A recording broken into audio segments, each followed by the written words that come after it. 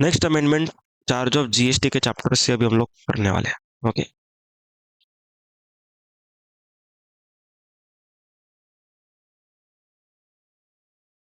ये जो अमेंडमेंट है ये आरसीएम का एक नया एंट्री को इंट्रोड्यूस किया। क्या किया? आरसीएम में नए एंट्री को इंट्रोड्यूस किया। ओके, लेट अस अंडरस्टैंड कि क्या एंट्री है।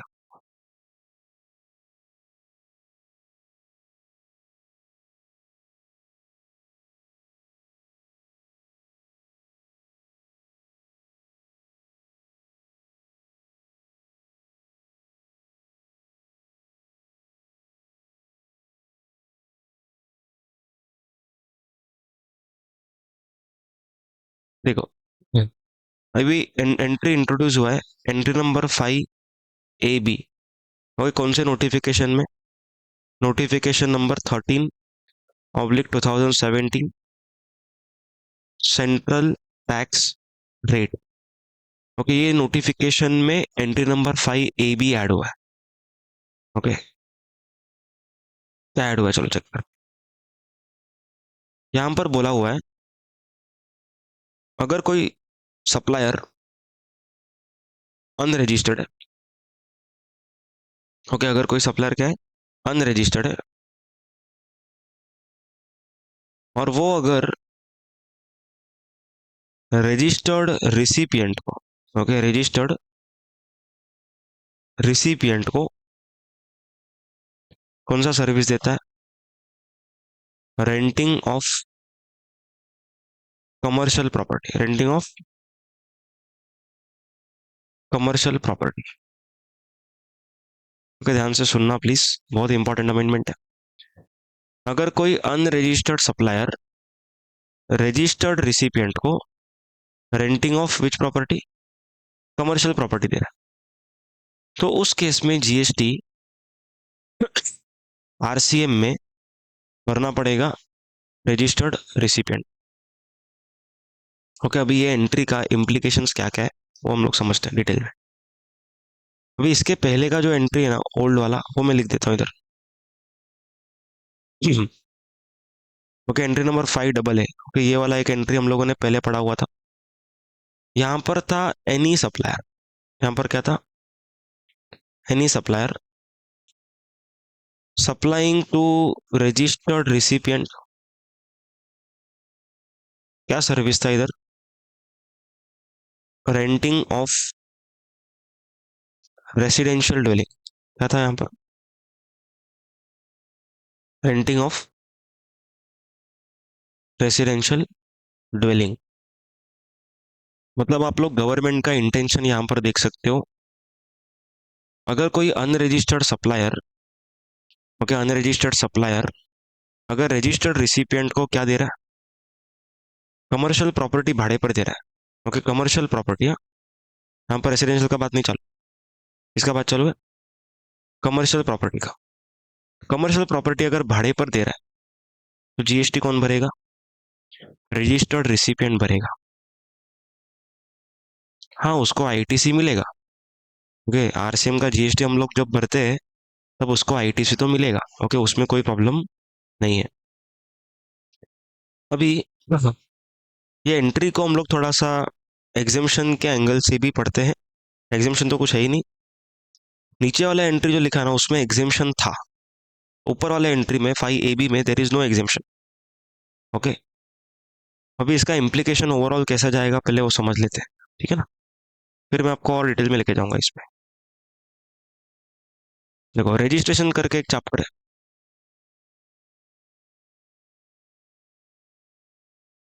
ओके, रजिस्ट्रेशन चैप्टर के 2 पॉइंट्स हैं। पहला पॉइंट है, अगर कोई सप्लायर का, ओके, कोई सप्लायर का सेल्स अगर एक्सक्लूसिवली आरसीएम में टैक्सेबल है। ओके, एक्सक्लूसिवली आरसीएम में टैक्सेबल है, देन उसको रजिस्ट्रेशन का रिक्वायरमेंट नहीं है। Okay, no registration is required. बरोबर। और जो रिसिपिएंट होता है, स्पेसिफाइड रिसिपिएंट, तो ये स्पेसिफाइड रिसिपिएंट को गवर्नमेंट बोलता है रजिस्ट्रेशन इज कंपल्सरी। ये पॉइंट समझ में आया यहाँ तक क्लियर है क्या? मतलब अगर समझो मैं कुछ सेल्स कर रहा हूँ, गवर्नमेंट बोलता है मुझे जीएसटी नहीं भरना, मैं सप्लायर हूँ, ओके मुझे जीएसटी भरना नहीं है, ऐसा गवर्नमेंट ने मुझे बोल के रखा। तो गवर्नमेंट बोलता है कि आपको अगर जीएसटी भरना नहीं है तो नंबर लेके क्या करोगे? तो नंबर लो ही मत, फिर जीएसटी नंबर मत लो अगर आप सप्लायर हो तो, और ऐसा सेल करते हो कि सबका सब जीएसटी रिसिपिएंट को आरसीएम में भरना पड़े, तो सप्लायर को नंबर लेने का जरूरत नहीं। तो अभी हम लोग ये वाले एंट्री को इससे कंपेयर करते हैं, okay, renting of commercial properties.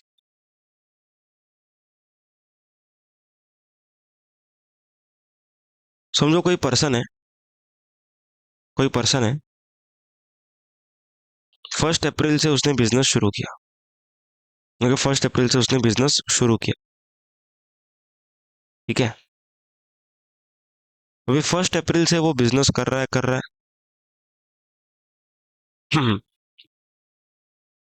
अब 30 सितंबर आ गया, 30 सितंबर तक इसका टर्नओवर है 20 लाख रुपीज, ओके, और ये है अनरजिस्टर्ड। कौन है ये? अनरजिस्टर्ड। अभी ये पीरियड में इसने जिस भी रजिस्टर्ड पर्सन को कमर्शियल प्रॉपर्टी भाड़े पर दिया रहेगा, ओके, उन रजिस्टर्ड रिसिपिएंट्स को जीएसटी आरसीएम में भरना पड़ा रहेगा। क्योंकि ट्रांजेक्शन कैसा हो गया? Okay, between unregistered person and registered person. समझ में आया बात? तो यहाँ पर तो आरसीएम आ गया, ओके। अभी इसका सप्लाईज ना जो आरसीएम में टैक्सेबल है, ओके, आरसीएम में टैक्सेबल है, तो ये तो बंदा नंबर ही नहीं लेगा, पर प्रैक्टिकली ऐसा नहीं होगा, ओके। यहाँ पर जैसे ही उसका टर्नओवर 20 लाख रुपीज क्रॉस करेगा, ओके, उस बंदे को रजिस्ट्रेशन लेना पड़ेगा। तो अभी जो सप्लायर है वो कौन हो जाएगा? Registered person. तो आने वाले टाइम में, मतलब 1 अक्टूबर यहाँ पर लिख रहे हैं, 1 अक्टूबर के बाद जो भी वो सर्विसेज देगा, ओके, टू एनीवन, ओके, उन सर्विसेज के ऊपर फॉरवर्ड चार्ज अप्लाई होगा। Is it clear? देखो 20 लाख का टर्नओवर क्रॉस करने के बाद वो कौन बन गया? रजिस्टर्ड पर्सन बन गया। तो जब वो रजिस्टर्ड बन गया है तो गवर्नमेंट बोलता है कि भाई जीएसटी भरो, ओके। फॉरवर्ड चार्ज का मतलब क्या होता है? फॉरवर्ड चार्ज का मतलब बोलो, एकदम सिंपल चीज है, पूछ रहा हूँ, okay. Supplier is liable to pay tax, and RCM में कौन जीएसटी भरता है? Recipient pays tax, okay. तो फर्स्ट वाला जो सिनेरियो था 20 लाख के पहले वाला, उस पे टैक्स किसने भरा होगा? ओके, ये रजिस्टर्ड पर्सन इन लोगों ने भरा होगा, एंड जीएसटी नंबर आने के बाद ये भरेगा। Is it clear? समझा पॉइंट? तो एंट्री नंबर 5 AB में और 5AA में, ओके, इन दोनों में एक स्ट्राइकिंग डिफरेंस है। अगर आप लोग ध्यान से देखोगे ना तो समझेगा, तो इन दोनों एंट्री में एक स्ट्राइकिंग डिफरेंस है, इंपॉर्टेंट डिफरेंस। यहाँ पर सप्लायर क्या लिखा है? अनरजिस्टर्ड। यहाँ पर क्या लिखा है? Any supplier. ओके, यहाँ पर क्या लिखा है? अनरजिस्टर्ड सप्लायर, और यहाँ पर क्या लिखा है? Any supplier. क्यों ऐसा? ऐसा इसीलिए क्योंकि there is a exemption, there is a exemption with respect to renting of residential dwelling, okay. Residential dwelling के लिए देर इज सम एग्जेम्पशन, कि अगर आप रजिस्टर्ड को नहीं देते, अनरजिस्टर्ड को देते हो तो एग्जेम्प्ट है, ओके, ऐसा एग्जेम्पशन। लेकिन यहाँ पर क्या है? 100% क्या है? Taxable, okay, there is no exemption. अगर गवर्नमेंट गलती से यहाँ पर वर्ड यूज करती एनी सप्लायर, अगर इधर वर्ड यूज किया रहता ना एनी सप्लायर, तो क्या इम्प्लीकेशन आता वो सोचो। इम्प्लीकेशन ये आता कि रेंटिंग ऑफ कमर्शियल प्रॉपर्टी वाले सप्लायर्स, लैंडलॉर्ड्स, वो कभी रजिस्ट्रेशन लेते ही नहीं, कभी भी रजिस्ट्रेशन नहीं लेते, ये बोल के कि आरसीएम में कवर्ड है। अगर आरसीएम में कवर्ड है तो रजिस्ट्रेशन लेना है क्या? सेल्स वालों को नहीं लेना है। तो इसीलिए गवर्नमेंट ने जानबूझ के क्या वर्ड यूज किया है? Unregistered supplier. आया पॉइंट समझ में? तो यहाँ पर ये अपना एक एंट्री नंबर 5A भी कवर हुआ।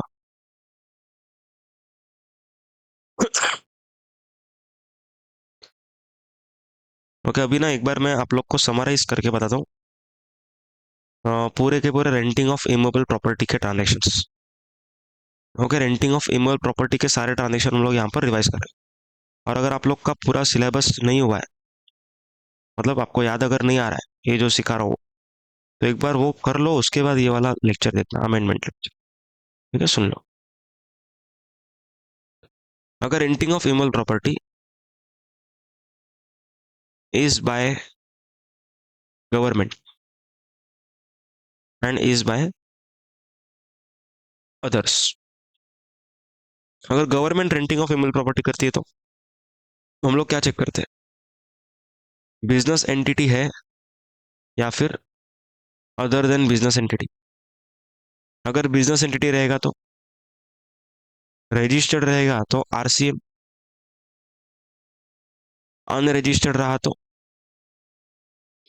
एफसीएम, अदर देन बिजनेस रहा तो एग्जेक्ट। एंड अगर अदर्स रहेगा तो फिर हम लोग चेक करेंगे प्रॉपर्टी का टाइप क्या है। ओके, अगर रेसिडेंशियल ड्वेलिंग रहेगा क्या रहेगा? रेसिडेंशियल ड्वेलिंग रहेगा। एंड दूसरा है commercial property.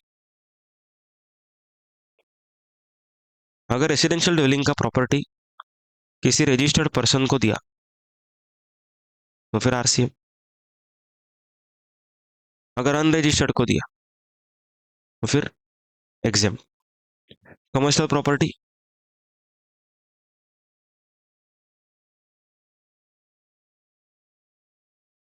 Okay by registered person to any person FCM,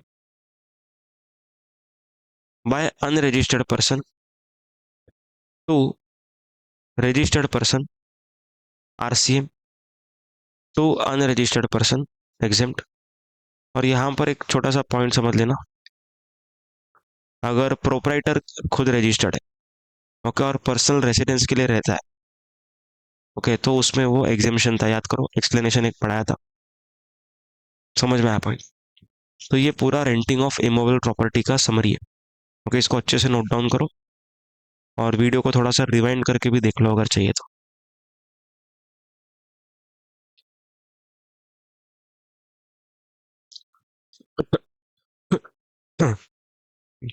okay, एक नया एंट्री ऐड हुआ है आरसीएम ऑन गुड्स में मेटल स्क्रैप के ऊपर। ओके, मेटल स्क्रैप मतलब जो भंगार वगैरह होता है। ओके, अगर अनरजिस्टर्ड पर्सन रजिस्टर्ड पर्सन को मेटल स्क्रैप बेचता है तो यहाँ पर रजिस्टर्ड पर्सन को जीएसटी भरना पड़ेगा। Okay, under RCM. Okay, goods का केस में सबको क्लियर है पॉइंट?